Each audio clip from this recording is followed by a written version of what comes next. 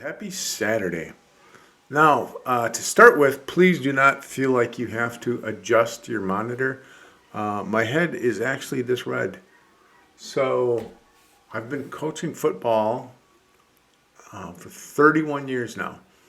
And today we had a tournament, a 7-on-7 tournament in Whitewater. So, we were out in the sun all day. And I did not wear my sunscreen. Everyone, please wear your sunscreen when you go outside. And, yep, that's why I'm so red. So we are on chapter 10. This is Brutus. I'll do the pickup line from chapter 9. Beside the entranceway, looking at her with dark, unblinking eyes, stood the biggest rat she had ever seen. Chapter 10. Brutus. "Stop where you are," said the rat. "How did you get in here?" "I walked in," said Mrs. Frisby, keeping her voice calm with an effort. "I found a branch with the thorns smoothed off. I pushed it, and I found—" "I know," said the rat, rather rudely. "And now, walk out again. You aren't allowed in here." He moved a few inches toward her, placing himself between her and the entrance. She noticed how powerful his muscles looked under his glossy coat. He would almost be a match for Dragon. Well, almost, but not quite. "Go on," he repeated. "But I have a reason." "I don't care what you have. Now go away. You're small. I wouldn't want to hurt you." "Are you Justin?" Mrs. Frisby inched back as the rat inched forward. "I'm Brutus. Justin's not here." That was reasonably obvious, Mrs. Frisby thought. The rat named Brutus added, "Do you know Justin?" "No," said Mrs. Frisby. "Well, that is, not exactly." "If you don't know him, how do you know his name?" Brutus sounded puzzled, and Mrs. Frisby observed that, although he was greatly oversized and muscular, and his eyes were bright enough, he looked very young. "It was told to me by a friend. Can I see him?" "Justin? No, he's at a meeting. I'm taking his place. They're all at a meeting but me." Bad luck, thought Mrs. Frisby. He's a substitute. She said, "Well, then I'll wait for him." "No," said Brutus. "You can't stay here. I've got orders. Now go, or I'll have to take you out myself." He moved forward again. "My name," said the mouse desperately, "is Mrs. Jonathan Frisby. I want to see Nicodemus." It did not work. "I don't care what your name is, and you can't see Nicodemus, that's sure." Brutus now looked both puzzled and annoyed. "Move on, and be quick." "All right," said Mrs. Frisby. "You needn't force me. I'll go." She turned slowly and walked back the way that she had come. She felt like crying after coming all this way, after flying to see the owl, to be turned back so abruptly at the end. She thought, as she walked into the darker part of the bush, maybe she could just wait for an hour or so until the meeting, what kind of meeting could it be, was over, and then go back, and perhaps the rat named Justin would be at the entrance then. But would Justin pay any more attention to her than Brutus had done? She had a feeling that he would. But when she stopped, she heard footsteps behind her. She looked back and saw that Brutus was following her, so she started again, hurrying to keep out of sight. And after a while, she paused again and listened. This time there was no sound. He must have gone back to his post. And she sat down on the ground. Then, ahead of her, in the direction of the place where she had entered the bush, she heard a rustle, a faint scraping noise. It was the branch that she had pushed to get in. Someone else was moving it. Someone was coming in, walking along the narrow path toward her. It must be another rat. Suddenly she was terrified. What would he do, meeting her unexpectedly in this dimness? She shrank to one side as close as she could get to the wall of thorns, hoping that whoever it was might go on past, not seeing her. Then he came around the curve, and she saw him. It was her old friend, Mr. Aegis, the white mouse. He was moving extremely slowly, and she realized that he was limping badly. One of his legs was injured. It was wrapped up in splints and bandaged. "Mr. Aegis?" she called softly. "It's Mrs. Frisby." Who?" He peered into the shadow. "I can't see you." "Mrs. Frisby." She moved into the middle of the path in front of him. "Oh, why, so it is, Mrs. Frisby. How do you do?" He sounded cordial enough, but he was startled. "I didn't know that. How do you happen to be in here?" "Oh, it's a long story." "Then tell it to me while I rest. I'm supposed to be at a meeting, but I'm late already, and a few minutes more won't matter. As you can see, I had a bad fall and broke my ankle." "I'm sorry to hear that. I hope it doesn't hurt."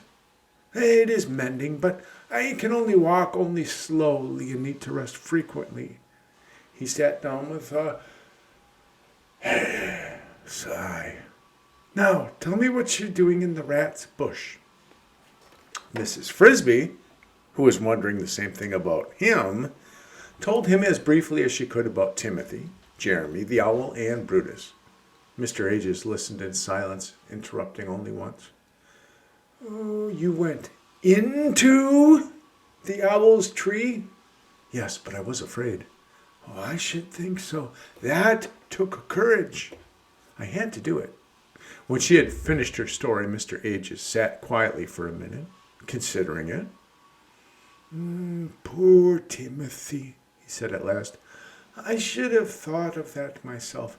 But of course, when I gave you the medicine, the weather had not yet turned warm. And then I fell and broke my leg, and I forgot all about it." He stood up. "I think," he said, "that you should come with me back to the entrance." "Oh, but I can't. Brutus will still be there." "Mrs. Frisby, having done all that you have done, you are not going to give up now. I'll talk to Brutus." "Do you know him?" "I have known him since he was born. He's not very old, you know. I think he will do what I ask." From the way he said this, Mrs. Frisby could tell he did not merely think it, he knew it. But how? "All right," she said doubtfully. "I'll try again. But I don't understand. How do you know Brutus?" "Well, we better move along." They started back toward the entrance at Mr. Aegis' slow, limping pace. "As to how I know Brutus, well, that's a much longer story than yours, and I doubt that I'm the one to tell it to you. It is for Nicodemus to say. But I will tell you this. If we go in the entrance, as we will if you are to ask for help, you must promise that you will never tell anyone anything at all about what you see and hear." "I will promise," said Mrs. Frisby. Again, she thought she had no choice. "The owl told me that too." When they approached the entrance again, Mrs. Frisby saw that Brutus stood at his post before, but that another rat had joined him. "Two of them," she thought. "I hope Mr. Aegis knows them both." The new rat saw them coming. He looked alert, dark gray in color, and extraordinarily handsome, though not as huge as Brutus. "Ah, Mr. Aegis," he said, "how's the leg?" "Better, but it will be a while before I can run again." "Justin," said Brutus, staring at Mr. Frisby. "There she is. That's the one I was telling you about." "Ah, is she now?" Justin looked at her casually. He did not sound particularly alarmed. "Mrs. Frisby," said Mr. Aegis formally, "may I present my friends, Justin and Brutus?" "How do you do?" Brutus sounded doubtful. "Mrs. Frisby," said Justin. "Not Mrs. Jonathan Frisby." "She is Mrs. Jonathan Frisby," said Mr. Aegis, "a widow, as you know." Madam, said Justin, bowing politely, it is an honor to meet you. Brutus now looked astonished. You both know her? Who is she? Brutus, said Mr. Ages gently, don't you remember Mr. Jonathan? Brutus wrinkled his brow. Mr. Jonathan, do you mean the one dragon? Yes, said Justin quickly, and this is Mrs. Jonathan. Oh, said Brutus. Then to Mrs. Frisby, why didn't you tell me? I wouldn't have chased you off. Well, said Mrs. Frisby, I did try, but it doesn't matter. No, Mr. Ages added, because on the way out she met me coming in. She needs to talk to Nicodemus, and quickly. Brutus looked doubtful again. Nicodemus, but can't she? I mean, about the rules. What about the plan? Mr. Aegis said, that has been taken care of. She has promised secrecy, and she is to be trusted completely. That is, that I, myself, guarantee, after all, consider who she is. As an afterthought, he added, and who her children are. Who am I then? Mrs. Frisby asked herself in wonder. I suppose that too will have to come from Nicodemus. Mr. Aegis said to Justin, what about the meeting? It can't be over already. It was temporarily adjourned, said Justin, to wait for you. In fact, I came to find you. Well, then I suppose we'd better go in. Justin led the way through the arched entrance, with Mrs. Frisby and Mr. Aegis following. Brutus remained outside, at his post. That's chapter 10. Chapter 11 on Sunday. Tomorrow is called In the Library. In the Library. Okay? Google Stream. Get on there. Tell me something.